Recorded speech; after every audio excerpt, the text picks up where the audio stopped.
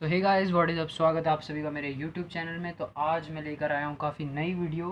अभी मैं physics term 2 का एग्ज़ाम दे के आया हूँ। मेरा पेपर कोड है 55/3/2। बेसिकली सेट 2 मिला है मुझे, फ़िज़िक्स थ्योरी। तो चलिए इसका पेपर सॉल्यूशन देखते हैं। एक्सपेक्टेशन से काफ़ी लेंदी पेपर था। Explain the formation of barrier potential in a PN junction diode. तो जैसे कि हम लोग पता है कि भाई ये अपना पीएन जंक्शन डायोड होता है।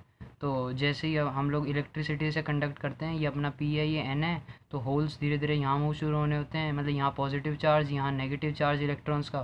तो इससे यहाँ पर पोटेंशियल क्रिएट हो जाता है, तो बैरियर पोटेंशियल आ जाता है। ये अपना पहला क्वेश्चन था। दूसरा, draw the circuit diagram of an illuminated photo diode and its V I characteristics. तो बेसिकली हमको पता है कि जो फोटो डायोड होता है वो रिवर्स बायस में काम करता है। तो हमें रिवर्स बायस का बस सर्किट डायग्राम बना देना है।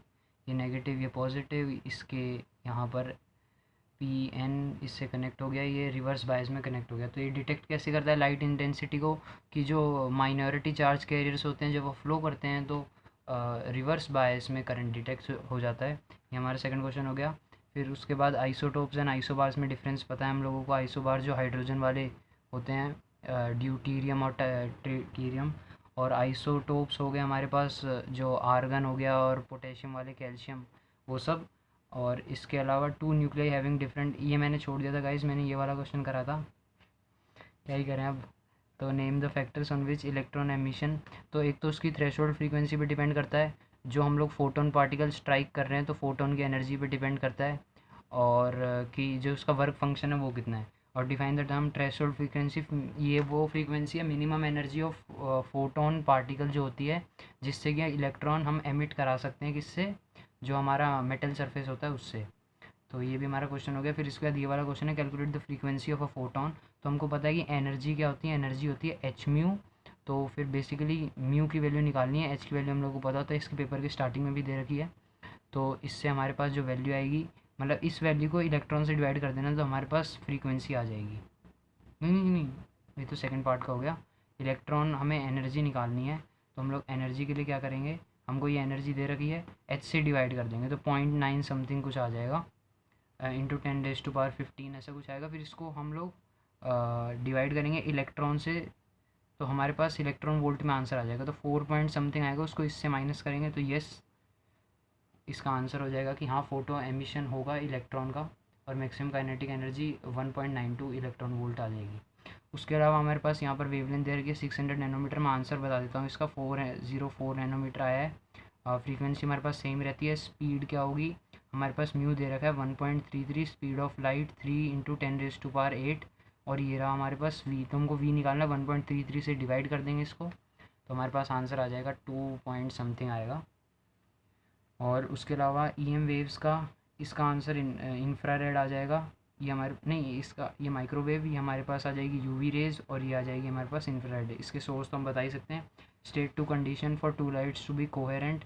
कोहेरेंट हमको पता है फेज डिफरेंस 0 होता है, दोनों सिमिलर होती हैं, हमारे पास कोहेरेंट होती हैं। स्लिट जो होती है डबल स्लिट के इंटरफेरेंस पैटर्न में, तो जो डबल स्लिट होता है उसमें बराबर होता है, सेंट्रल मैक्सिमा से डिस्टेंस भी बराबर होता है, और ये हाइट भी बराबर होती है।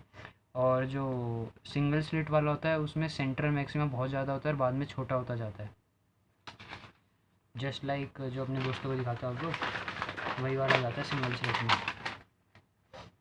और उसके अलावा स्टेट बोर्स मॉडल, जो हमारा ये वाला फार्मूला होता है, electron revolving in the nth term, जो आर वाला फार्मूला, आर नॉट नहीं, V naught Z by N वाला जो फार्मूला है उससे डिराइव हो जाएगा 1/n वाला।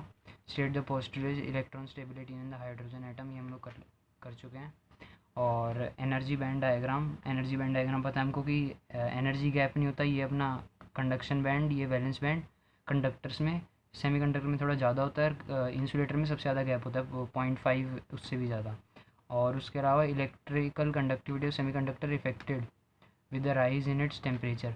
तो अगर टेम्परेचर राइज करेंगे तो इलेक्ट्रॉन कंडक्शन बैंड में जाना स्टार्ट कर देंगे, तो इससे उसकी कंडक्टिविटी और इंक्रीज़ हो जाएगी।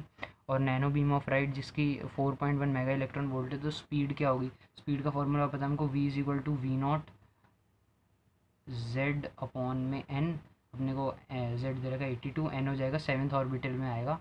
तो v0 की वैल्यू हमको पता होती है 2.18 × 10⁻6 होती है।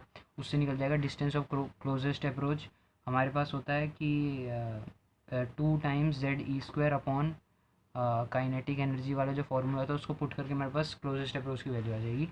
उसके अलावा जब हमें फ्रिंज बताने, फ्रिंज में क्या चेंज होगा, अगर स्टेट का सेपरेशन इंक्रीज़ हो गया तो हमारे पास फॉर्मूला होता है fringe width is equal to lambda D by small D. तो अगर ये इंक्रीज़ होगा तो ये डिक्रीज़ होगा। कहने वाले मैं सिंपली बता देता हूँ, तीनों केस में डिक्रीज़ ही होगा।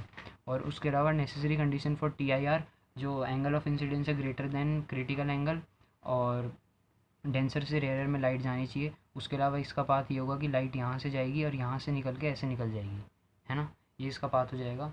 तो कंडीशन ये हो जाएगी कि यहाँ से TIR होगा, फिर उसके बाद यहाँ से TIR स्ट्राइक करके जो हमारा तीसरा एंगल बनेगा, कहने का मतलब जो 30 डिग्री होगा, लेकिन हमारे पास सेकंड का क्या दे रखा है, क्रिटिकल एंगल 45 डिग्री जो लेस है, तो फिर TIR नहीं होगा, जो लाइट है, रे है, वो बाहर निकल जाएगा। इसके अलावा ये वाला पार्ट मैंने नहीं किया था guys.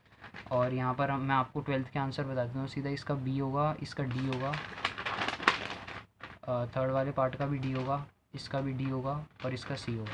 So guys, you enjoyed my video. बहुत टाइम बाद मैं एक नई वीडियो लेके आऊँ। Thank you guys for watching.